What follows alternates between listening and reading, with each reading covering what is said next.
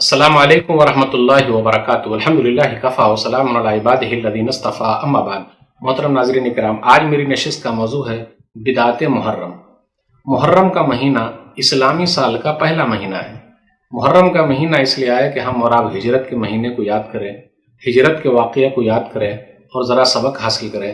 محرم کا مہینہ اس لیے آیا ہے کہ ہم اور آپ محاسبہ کریں کہ بھائی ایک سال ختم ہو گیا، ہم نئے سال کو نئے سرے سے کرنا ہے، تو ہمیں اور آپ کو جوش اور جذبے کے ساتھ تیاری کرنی پڑے گی۔ لیکن کیا ہوتا ہے کہ محرم کے مہینے میں بہت ساری بدعت و خرافات ہیں۔ تو تین طرح کے لوگ پائے جاتے ہیں۔ نمبر ایک رافضی شیعہ اثنا عشری جماعت ہے۔ نمبر دو ناصبی خارجی جماعت ہے۔ نمبر تین بعض سنی مسلمان کیا کرتے ہیں۔ تو یہ تینوں کا جائزہ لیں گے۔ حافظ ابن کثیر رحمۃ اللہ علیہ بیان فرماتے ہیں کہ خاص طور پر رافضی شیعہ اثنا عشری جماعت کے بارے میں نوحہ کرنا، ماتم کرنا، تعزیہ منانا، سوگ منانا، مرثیہ پڑھنا، کچھ صحابہ کرام کو گالیاں دینا، یہ ان لوگوں کا شیوا ہے۔ البدایہ والنہایہ جلد نمبر 8 صفحہ نمبر 599 میں ہے، رافضہ نے بنی بویا کے دور حکومت میں غلو سے کام لیا۔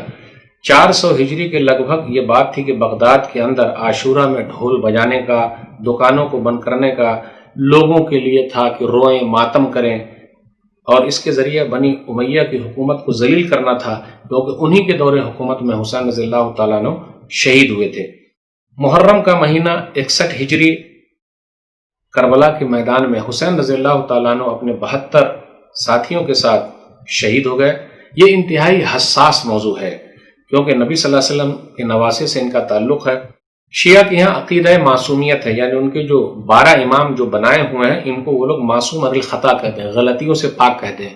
لیکن ہم اہل سنت والجماعت کہتے ہیں کہ معصوم عن الخطا، غلطیوں سے پاک صرف اور صرف نبی صلی اللہ علیہ وسلم کی ذات ہے۔ ہم ابو بکر صدیق رضی اللہ تعالیٰ عنہ کو بھی معصوم عن الخطا نہیں مانتے، عمر فاروق رضی اللہ تعالیٰ عنہ کو ہم اہل سنت والجماعت نہیں مانتے، عثمان غنی رضی اللہ تعالیٰ عنہ کو معصوم عن الخطا ہم اہل سنت والجماعت نہیں مانتے، علی رضی اللہ تعالیٰ عنہ کو معصوم عن الخطا، غلطیوں سے پاک ہم اہل سنت والجماعت نہیں مانتے، فاطمہ رضی اللہ تعالیٰ عنہا کو معصوم عن الخطا، غلطیوں سے پاک ہم اہل سنت والجماعت نہیں مانتے، حسن اور حسین رضی اللہ تعالیٰ عنہ کو غلطیوں سے پاک، معصوم عن الخطا ہم اہل سنت والجماعت نہیں مانتے ہیں۔ اب آئیے ذرا غور کرتے ہوئے چلیں محرم کے اندر کیسی بدعات ہے۔ تعزیہ بنانا، حسین رضی اللہ تعالیٰ عنہ کا روزہ بنایا جاتا ہے لکڑی کا، پھر اسی طریقے سے اس کے اندر اس طریقے سے اوراق کا استعمال ہوتا ہے۔ دیکھ لیجئے مختلف قسم کے اوراق کا استعمال ہو رہا ہے۔ مصیبت کے وقت صبر کو یہ تعزیت کہا جاتا ہے، لیکن حسین رضی اللہ تعالیٰ عنہ کا روزہ بنانا، رنگ برنگ کے کاغذوں سے بنانا، افسوس کے ساتھ کسی نے طنز کرتے ہوئے کہا ہے، تعزیہ کو دیکھ کر پنڈت نے یہ کہا، مندر کا تو نے میرے نقشہ چرا لیا، کاغذ میں جب حسین کو تو نے بنا لیا تو پتھر کے دیوتا میں خدا کیوں نہ آئے گا۔ تو افسوس کی بات ہے۔ یاد رکھیے گا، تعزیہ بنانا حرام ہے، لیکن مصیبت میں تعزیت کرنا، دلاسا دینا، یہ سنت ہے۔ جو لوگ تعزیت یعنی زیارت حسین کر رہے ہیں رضی اللہ تعالیٰ عنہ اور اپنی تکلیف ان کے سامنے رکھتے ہیں، ان سے مصیبت کو ختم کرنے کے لیے دعا کرتے ہیں، وہ صحیح نہیں ہے۔ سورہ صافات سورہ نمبر 37 آیت نمبر 95-96، قال افتعبدون ما تنحتون واللہ خلقکم وما تعملون، کہا تم لوگ اس کی عبادت کرتے ہو جس کو تم خود اپنے ہاتھ سے بناتے ہو، جبکہ اللہ ہی نے تم کو پیدا کیا اور اس چیزوں کو بھی جس کو تم اپنے ہاتھ سے بناتے ہو۔ یاد رکھیے گا، سب کی مراد پوری کون کرتا ہے؟ اللہ۔ دنیا کے اندر کسی کے اندر طاقت میں مراد پوری کر دے۔ ادعونی استجب لکم، سورہ مومن سورہ نمبر 40 آیت نمبر 7، مجھے ہی پکارو میں تمہاری پکار کو سنتا ہوں۔ تعزیت کے بارے میں احمد رضا خان صاحب کہتے ہیں، عرفان شریعت جلد نمبر 1 صفحہ نمبر 15، تعزیہ کے آثار کو دیکھ کر اعراض اور روگردانی کریں، اس کی طرف دیکھنا ہی نہیں چاہیے۔ اب دیکھیے احمد رضا خان صاحب یہ کہتے ہیں، تعزیہ داری صفحہ نمبر 15 میں کہتے ہیں، تعزیہ بنانا، اس پر نظر و نیاز کرنا اور امید کے ساتھ جانا کہ بھئی مراد پوری ہوگی، کہتے ہیں کہ یہ سب جتنی بھی چیزیں ہیں یہ صحیح نہیں ہے، یہ ممنوع ہے اور ناجائز ہے۔ دیکھا آپ نے، محرم کے مہینے میں نوحہ اور ماتم ہے، ماتمی لباس پہنتے ہیں، نوحہ ماتم کرتے ہیں، کالے لباس پہنتے ہیں، سینے کو پیٹتے ہیں اور زنجیر سے پورے پیٹ کو لہو لہان کر لیتے ہیں، خون کر لیتے ہیں۔ نبی صلی اللہ علیہ وسلم نے فرمایا نوحہ کرنے والا، ماتم کرنے والا ہم میں سے نہیں ہے۔ صحیح بخاری کتاب الجنائز حدیث نمبر 1297، لیس منا من ضرب الخدود وشق الجیوب ودعا بدعوى الجاہلیہ۔ عبداللہ بن مسعود رضی اللہ تعالیٰ بیان فرماتے ہیں نبی صلی اللہ علیہ وسلم فرمایا جو گریبان پھاڑے پھر اسی طریقے سے اپنے چہرے پر مارے، گال کو مارے، پیر کو مار رہے ہیں اور زمانے جاہلیت کی بات کرے وہ ہم میں سے نہیں ہے۔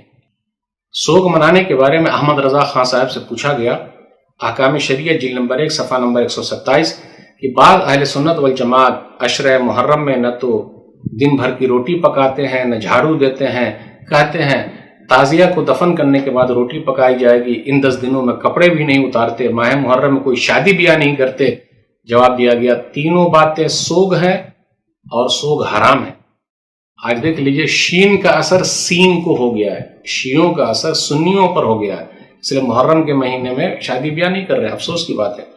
مرثیہ خوانی کرنا، ماہ محرم کی مناسبت سے جگہ جگہ مرثیہ خوانی کا اہتمام کیا جا رہا ہے۔ عرفانی شریعت جلد نمبر 1 صفحہ نمبر 16 پر امام احمد رضا خان صاحب سے پوچھا گیا، فرماتے محرم شریف میں مرثیہ خوانی شریعت میں جائز ہے یا نہیں؟ فرمایا ناجائز ہے، وہ مناہی و منکرات سے پر ہوتے ہیں۔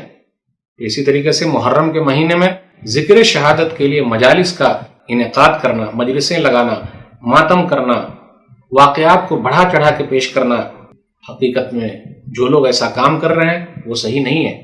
آپ دیکھ لیجیے محرم کے مہینے کو رنج و غم کا مہینہ کہا جاتا ہے، کسی حدیث میں لکھا ہوا ہے، نبی صلی اللہ علیہ وسلم نے کہا ہے کہ رنج و غم کا مہینہ ہے، قرآن کریم میں لکھا ہوا ہے، تو کیوں ہم اور آپ ایسا کہتے ہیں؟ اس لیے آپ دیکھیے گا چھوٹے چھوٹے بچوں کو بھی پیٹھ پر مارا جاتا ہے، خون خون کیا جاتا ہے، لہو لہان کیا جاتا ہے۔ آپ گلی سے گزر جائیے وہاں خون خون ہے، کتنی پریشانی ہے۔ شادی ایک عبادت ہے اور عبادت کسی بھی مہینے میں کر سکتے ہیں، کوئی حرج کی بات نہیں۔ محرم کے مہینے میں حسین رضی اللہ تعالیٰ عنہ کے نام پر جگہ جگہ پانی کی سبیلیں لگائی جاتی ہے۔ محرم کے مہینے میں کھانا کھلانے کو ثواب کا کام سمجھا جاتا ہے۔ 10 محرم کو کاروبار اور روزی میں تنگی کا تصور رکھا جاتا ہے۔ محرم کے مہینے میں قبرستان کی زیارت کو ضروری سمجھا جاتا ہے۔ یہ سب کہاں سے لیا ہے بھائی؟ یاد رکھیے گا صبر کب ہے؟ جب مصیبت کا پہلا جھٹکا لگے۔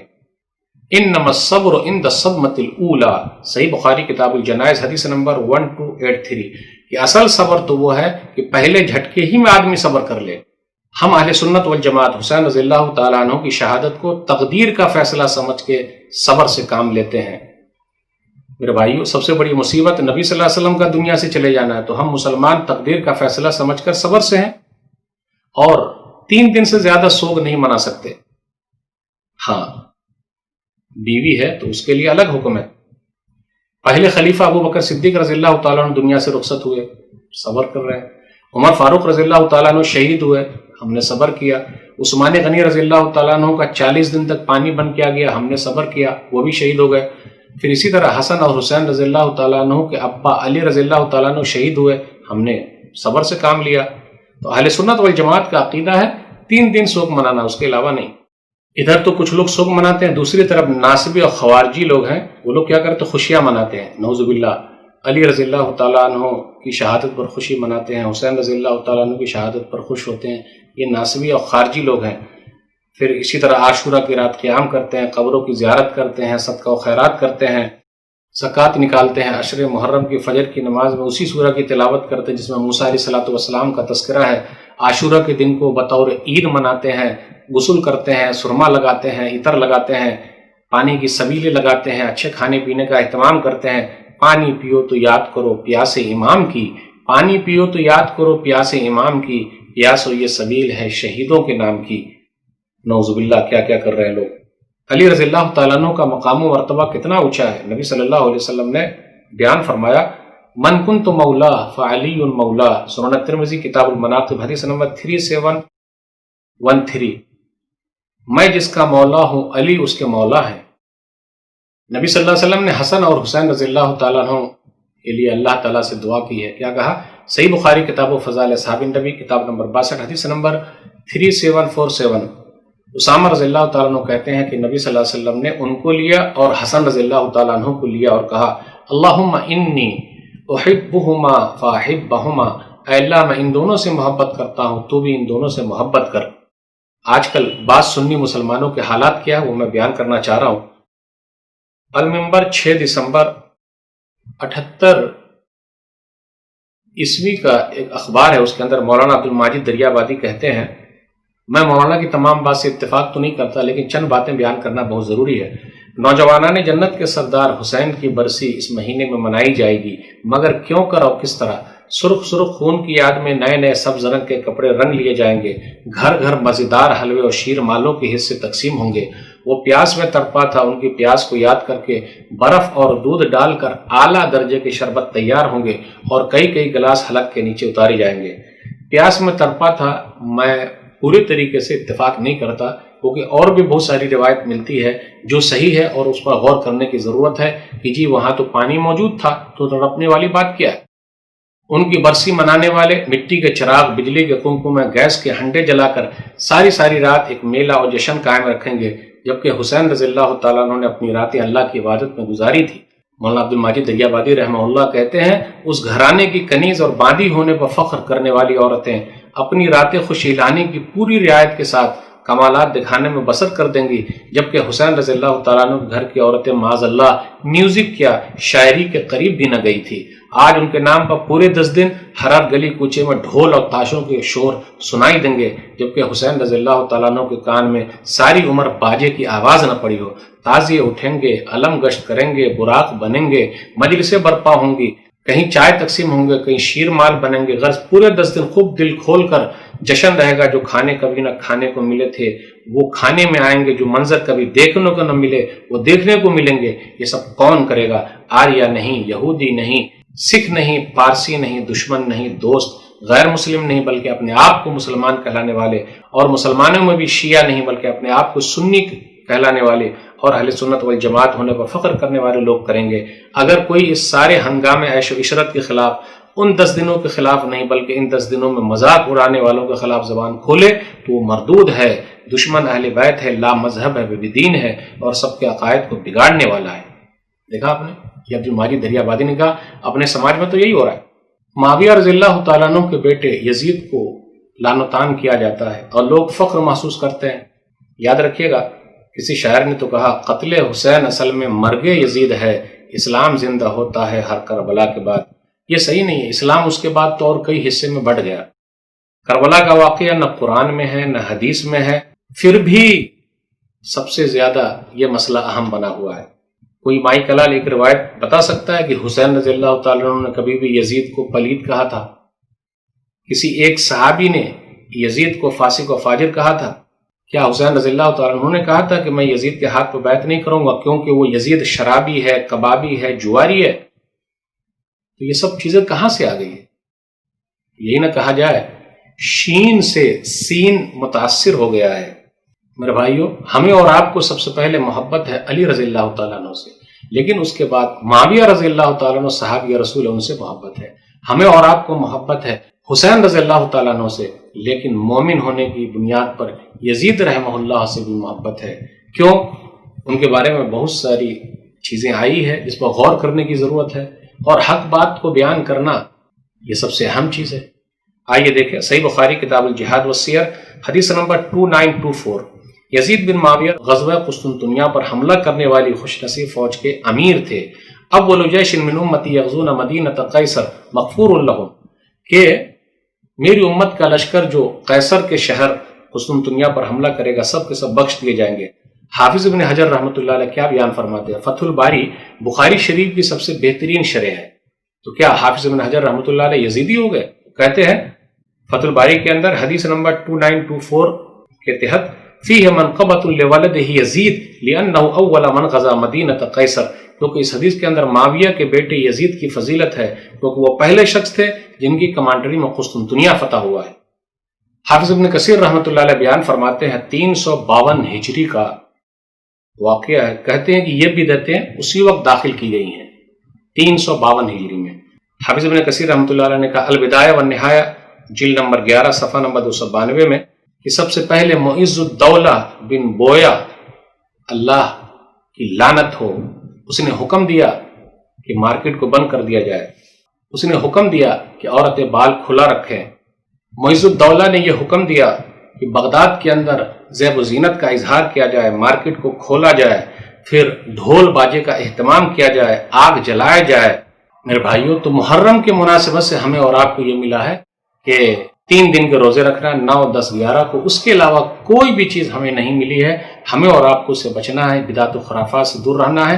اور یاد رکھیے گا، کسی کو ہم اور آپ گالی دیتے ہیں، اگر وہ اس کا حقدار نہیں ہے تو وہ گالی ہمیں لوٹ کر چلی آئے گی اور ہم ہی مردود ہو جائیں گے اور ہم پر ہی لعنت اور پھٹکار ہوگی، ہم ہی کافر ہو جائیں گے۔ اس لیے کسی کو کافر، منافق، مشرک نہ کہے۔ قبر میں نہیں پوچھا جائے گا کہ حسین رضی اللہ تعالیٰ عنہ کی محبت میں یزید کو برا بھلا کہا کہ نہیں کہا، نہیں کہا جائے گا۔ بھئی یہ امتیں گزر گئی، ان کا عمل ان کے ساتھ، اور حسین رضی اللہ تعالیٰ عنہ تو نوجوانان جنت کے سردار ہیں، تب اور کیا چاہیے؟ وہ جنت کے اندر ہے نا، تو ہم اور آپ کیوں اپنی زبان کو خراب کریں؟ کیا ہم اور آپ ان کے زمانے میں تھے؟ تو میرے بھائیوں، بدعت و خرافات سے دور رہیے۔ وما آتاکم الرسول فخذوه وما نهاکم عنہ فانتهوا واتقوا اللہ ان اللہ شدید العقاب۔ سورہ حشر سورہ نمبر 59 آیت نمبر 7۔ رسول جو دیں اس کو لے لو اور جس سے منع کریں اس سے رک جاؤ، اللہ سے ڈرتے رہو، بے شک اللہ سخت پکڑ کرنے والا ہے۔ اللہ سے دعا ہے کہ اللہ تعالیٰ ہم لوگوں کو صحیح سمجھ عطا فرمائے، کتاب و سنت پر چلنے کی توفیق دے۔ اللہ بدعت و خرافات سے دور رکھے، آمین۔ والسلام علیکم ورحمۃ اللہ وبرکاتہ۔